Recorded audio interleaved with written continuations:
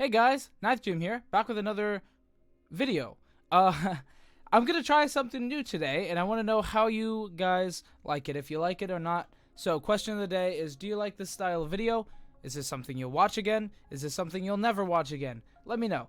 Anyway, into the actual video itself, what I'm doing is we're just gonna watch, a game, a high-rated Pokemon Showdown game, and I'm just gonna commentate and see how it goes. We're gonna watch the video.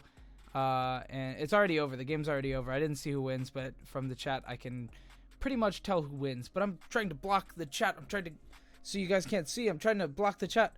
Anyway, let's go ahead and get into it. So, here we have WSSL against Bacafino in a 1300s game. So it's fairly, solid rank. You can't really get too much higher than this, though, because most people play on private after, like, 1400s. So, yeah. But, if you guys have some cool, things to send me, replays to send me cool replays. Maybe I'll watch over them and do this for more videos. Anyway, long enough intro. Let's get into it. So, on first player's team, we have Butterfree, Dragapult, Kyogre, Regieleki, Rillaboom, and Entei. And then on the opposing player's team, we have Dragapult, Kyogre, Zapdos, Ferrothorn, Incineroar, and Grimmsnarl. So we have some screens over here, some annoying stuff. We got a good typing core, you basic stuff. Entei on this side is pretty cool. Entei is a pretty cool Pokemon. It's good to not see just the Fire Cat only as a Fire-type Pokemon. Dragapult and Kyogre on both teams. Maybe there's some new tech I'm not entirely sure about. But Butterfree is a very interesting pick as well. Ferrothorn is interesting to see in a format where fire is on almost every team, but still really cool. Ferrothorn is a crazy Pokemon when it's good. Anyway, let's go ahead and get into it, right? So let's play.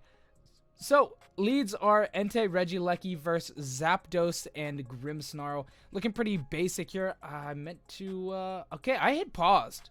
I don't know why I did that. So yeah, skip right into it. So we have leads here. So let's see how this goes. So play. We see Entei Dynamax turn 1. We see Zapdos go for a Protect, which makes a lot of sense. And going for a Light Screen. So opting to border out on the Regieleki a little bit. Entei could definitely be choiced. Choice Scarf stuff. But usually you'll see a Sun on the team with that. So pretty interesting. I guess I get go for Light Screen, right? Because, Entei's attack probably won't matter too much if it burns either one. It's not like, the burn is going to do too much to the Zapdos or Grimmsnarl. So it makes sense. Light Screen. And we're going to go Max Steel Spike into the Grimmsnarl. Hit about 50% damage, a little over 58% damage, which is pretty good. Get that plus 1 into defense buff on Entei and Regieleki. Pretty big deal. So going into the second turn, we have a Grimmsnarl going for the Thunder Wave right off rip into that Entei, that Dynamax Entei. So we'll see a bit of speed control go into the opposing, into the opposing player's favor, which is definitely good to see here for them. Keep that Entei down. Entei Dynamax is kind of weird, but for it to be like paralyzed now, it's kind of rough, and you could just lose entire turns to this. So that could be really bad. Thunder Wave's crazy.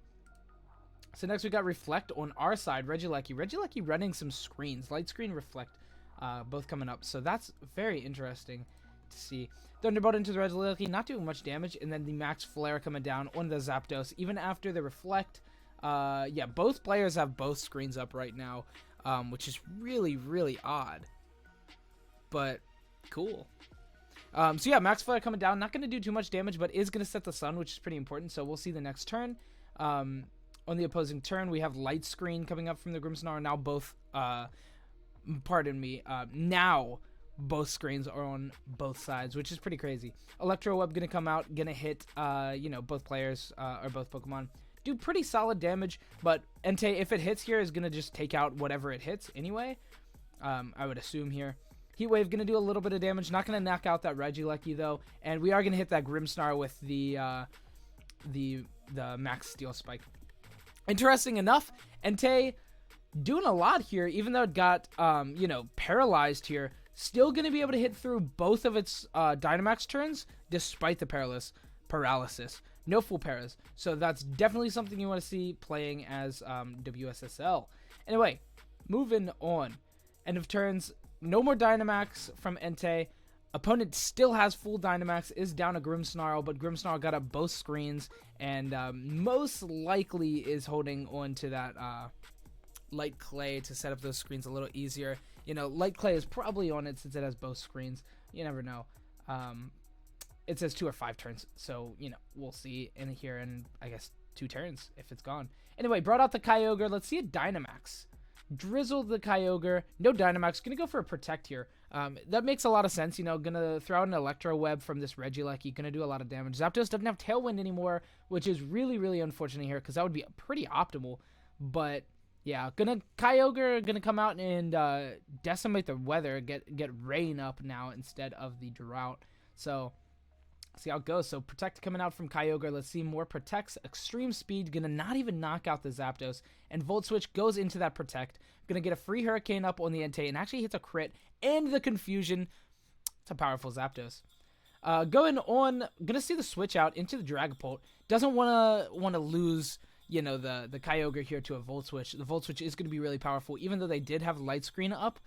They do have Light Screen up. Still gonna be doing a lot of damage. So Entei gonna go ahead and hit itself in Confusion. Para-Confuse. The Para-Hacks are not what you want to have on your Entei here. Especially since it has 2 times defense. So he kind of wanted to be here for a minute. Not going to be there for long. Volt Switch into the Dragapult is resisted. Only going to do 21 damage through Light Screen. Not much damage. Brought out Butterfree. Doesn't even die. It's probably Focus Sash, but still doesn't even die because of Light Screen calcs. Pretty crazy.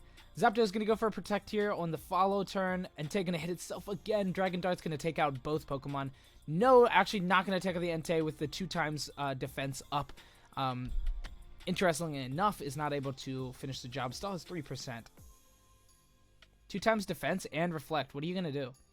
Anyway, going into it. Was this a Light Clay Regieleki as well? Because they still have screens for 2 more turns. So that is definitely Light Clay. Interesting. Anyway, brought out the Regieleki. Dragapult gonna max here.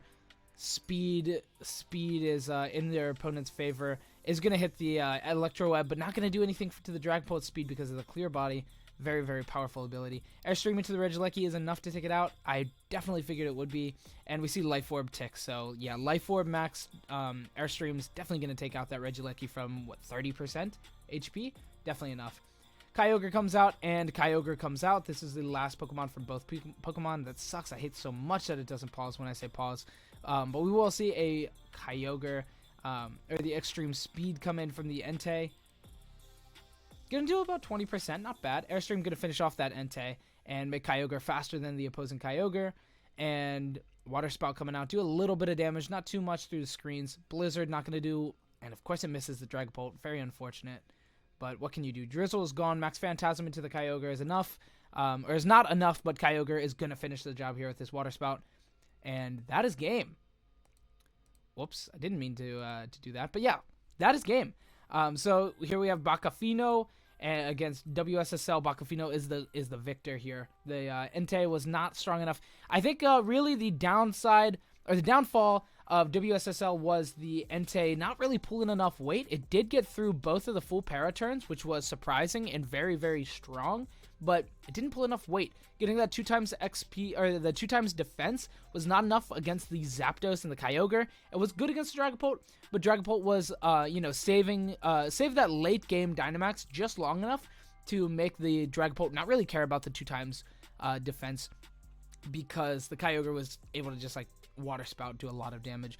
So yeah, I think the Entei didn't really seem like an optimal turn 1 Dynamax. Not doing it too much damage. It was probably like an AV, maybe even like, it wasn't Life Orb, it was probably like an AV set, and it just didn't pull enough weight. So, you know, and then also as soon as he got Sun up, the opposing player brought out his Kyogre and just got rid of the Drizzle got rid of Sun.